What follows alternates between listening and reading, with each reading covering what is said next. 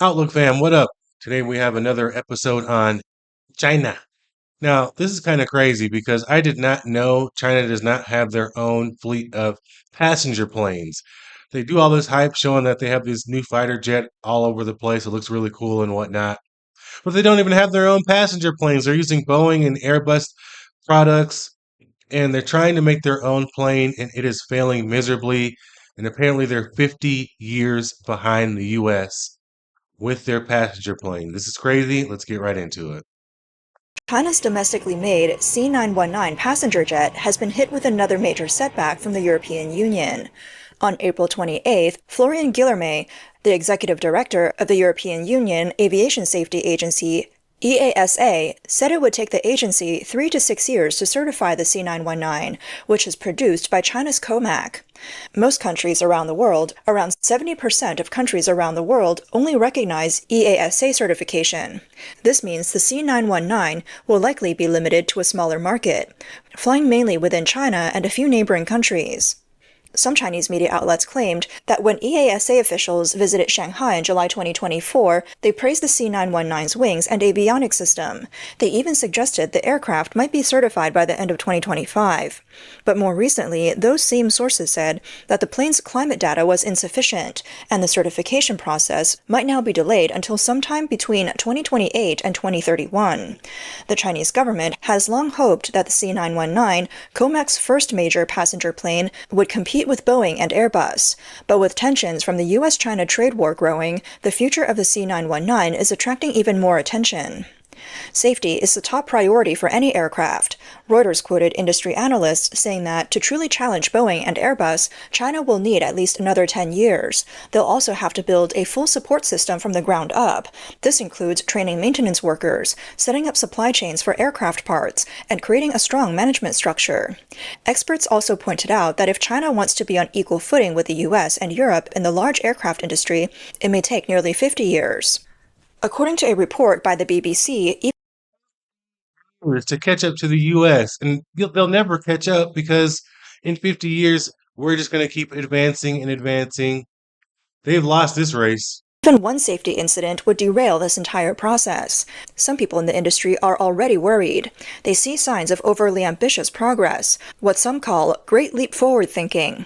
For example, the C919 was grounded in early 2023 due to engine trouble, but it was quickly put back into service. Did they really fix the safety issues? People are left wondering just how safe this plane really is. This is reminiscent of what happened with China's high-speed rail. Back in 2011, a major train collision on the line forced a nationwide slowdown and a construction freeze for years.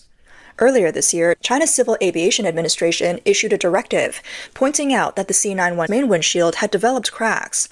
Under high pressure for extended periods, this could lead to the glass breaking and even flying off.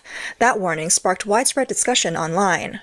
One person commented, "When the 919 was launched, it got a ton of hype and praise. But let's be honest, it's just meant to compete with the Boeing 737 and Airbus A320. There's no need to tear down Boeing just to boost COMAC. Of course, COMAC isn't as strong as Boeing yet. Facts are facts." Another netizen asked whether it's time to start questioning the quality of China's homegrown aircraft. They pointed out a series of problems: flap malfunctions at the beginning. A China Eastern flight that was supposed to use the C919 had to switch to an Airbus A320 after a mechanical issue during taxiing, and now there are reports of faulty components. They said the road ahead for the C919 is still very long. Back on September I don't ever want to fly on a new plane. I want one that's been tried and proven to be a very, very good, safe air flight vehicle. I don't want to ride nothing new.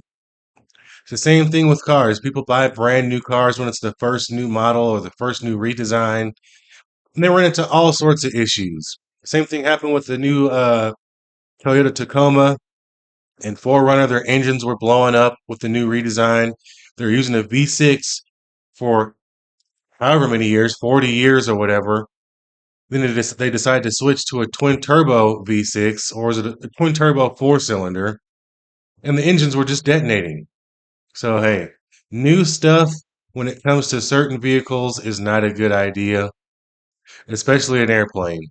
14th last year, someone shared a warning about booking flights on the C919. They were supposed to fly from Chengdu to Shanghai, but were told the C919 flight was cancelled due to a malfunction. Just a few days earlier, they had also flown on a C919 from Shanghai to Chengdu. A shuttle bus had already taken passengers to the aircraft, but after a long wait on the tarmac, they were sent back to the terminal. The reason was that the plane had lost power. They ended up waiting 2 hours in the terminal before being switched to another aircraft.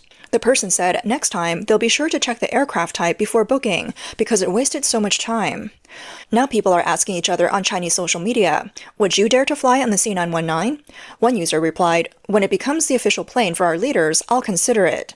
Another said, let the leaders fly it first. If I don't feel safe about 180 domestically made planes, I'd rather fly with Cathay Pacific.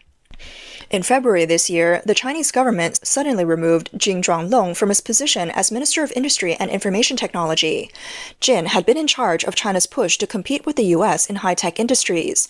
Although there was no official announcement about an investigation, he has been missing for several months, which fits the Chinese government's recent pattern of quietly removing officials.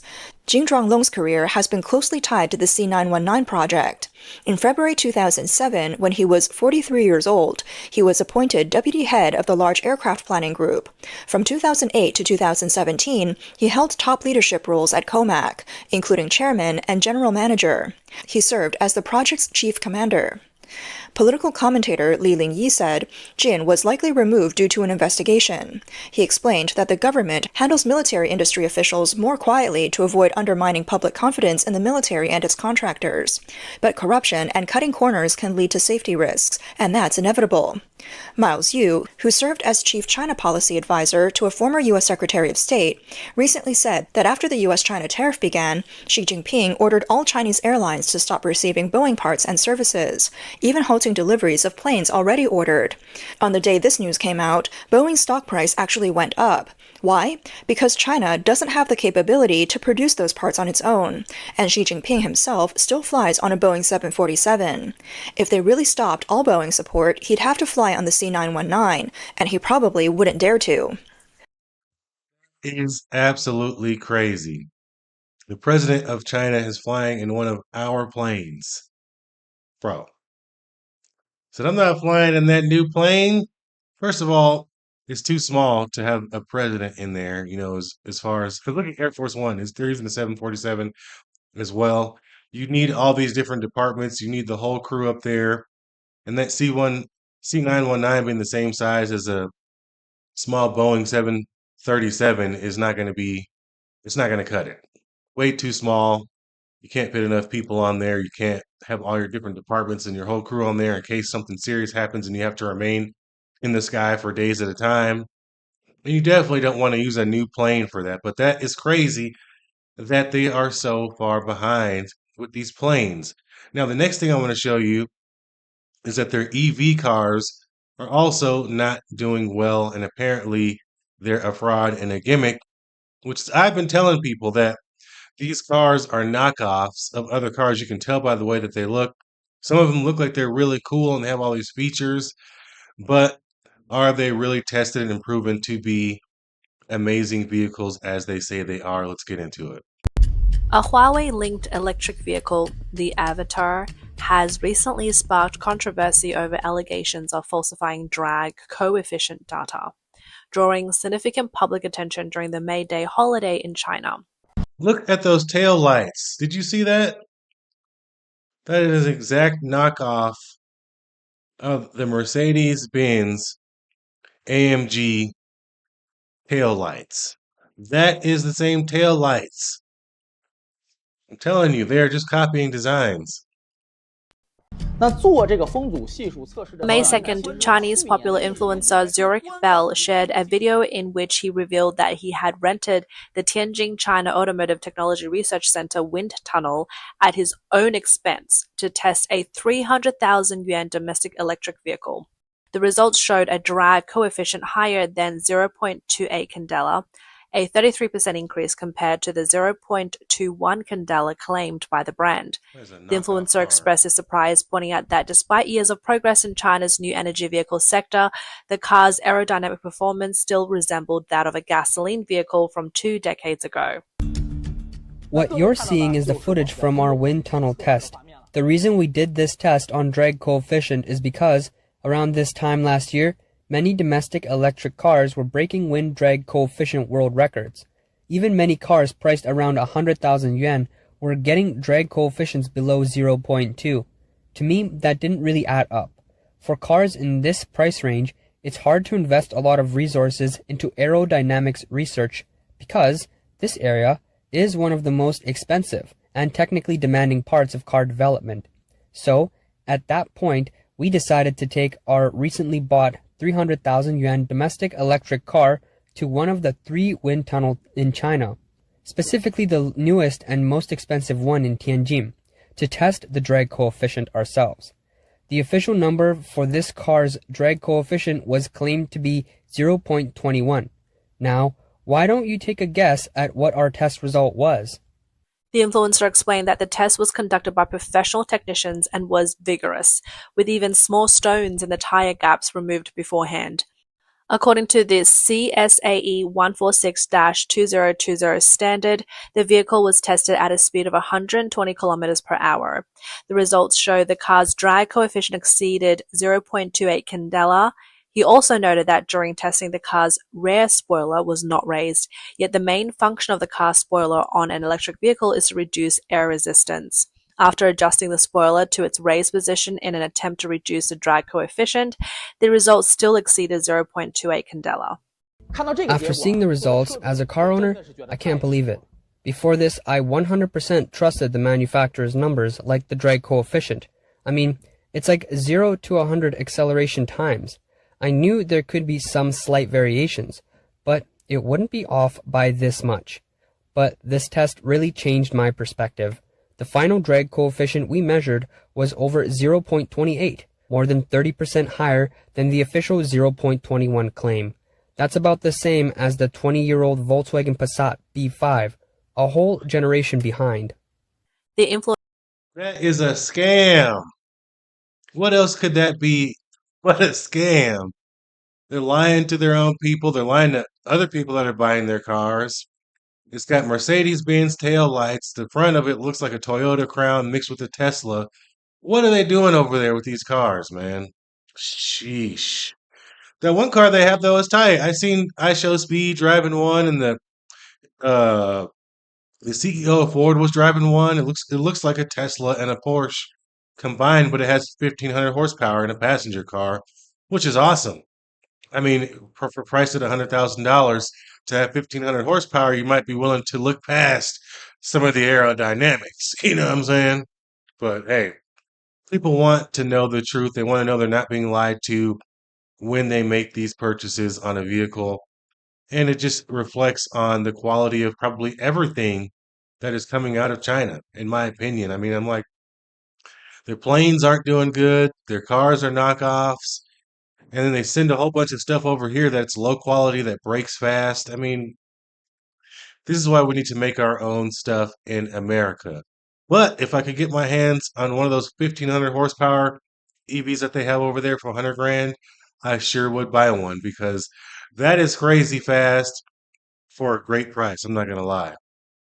Influencer emphasized that the drag coefficient is crucial for an electric vehicle's range, even more so than the powertrain system. At high speeds, over 80% of the vehicle's power goes into overcoming air resistance. For example, a car with a range of 500 kilometers could lose over 100 kilometers of range if the drag coefficient increases from 0.2 to 0.3. This is why many Chinese automakers have been pushing to break low drag coefficient records in recent years. However, given the significant discrepancy between the official numbers and the actual test results, the influencer raised concerns about the truthfulness of some manufacturers' claims.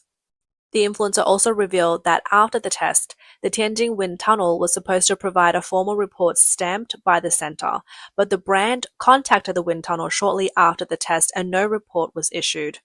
Due to this limitation, the influencer refrained from drawing conclusions publicly. For legal reasons, he did not mention the brand, model, or the term fraud in the video, instead showing the test process through blurry images. As for why the video was only released this year, the influencer cited 2 main reasons. First, German automaker discovered high drag coefficients in Chinese new energy vehicles after testing, drawing attention And second, a conversation with an aerodynamic engineer who pointed out that such false reporting is very common in the industry and encouraged him to make the issue public. The influencer further analyzed that if Chinese electric vehicles enter the European and American market with false data, it could damage the reputation of the industry, which has worked for 20 years to establish itself. Well, there you have it. There you have it. They're going to try to bring those cars over here. They better get it right because people will definitely call them out over it. But I think if people like the design and the price is good and it can be reliable, people will like them. But if you're losing 25 to 50% of your range, your EV range, because the car is not efficient enough with its aerodynamics, people are going to be pissed. Like, that is crazy. We don't have these issues with Tesla and with our American cars over here. I mean, people want to know that, hey, if I'm purchasing this EV, when you have the range that is given, say for instance, you say I'm getting 450 miles of range on a full charge, it better get really close to that because, I mean, people were calling out Tesla because it was losing a lot of power in the snow and in the cold. People would come back to their batteries being completely drained when they're going out of town, leaving their car in the frozen cold airport. So we do have our own issues over here, but still looks like they are league behind us. And the fact that all these cars look like knockoffs of other cars should tell you something. So, what do you guys think? Their planes, their trains, their automobiles all seem to be pretty far behind the US. We're still doing great. We're still crushing it over here. Elon better get back to work. He's been doing a lot of work at the Department of Government Efficiency. And Tesla is going in the tank. So I think he's going to have to get back on the job over there and do what needs to be done before China catches up with this EV thing because they're going to try to figure it out. They're going to put the money into it. And if they do get it figured out and they're selling 1,500 horsepower cars over here in the States for less than 100 grand, that is going to do some serious damage to Tesla and all of the other EVs. So we will see. But for sure, they're not going to catch up to us when it comes to this airplane, passenger plane game. They're 50 years behind on that. I'm not sure about their rail system. I'm sure that their rail system is better than ours. California couldn't get the high speed rail up. They spent billions of dollars and only got less than a mile of track done because of their horrible governor, Gavin Newsom. So, hey, I guess you win some, you lose some, but you live to fight another day. You guys drop a comment, let me know your thoughts down below. What do you think about all this? Did you know any of this information? And if you like this kind of content, let me know your thoughts as well. Hit that thumbs up on your way out, as well as subscribe to the Unexplained Outlook, and I'll catch you in the next one. Peace.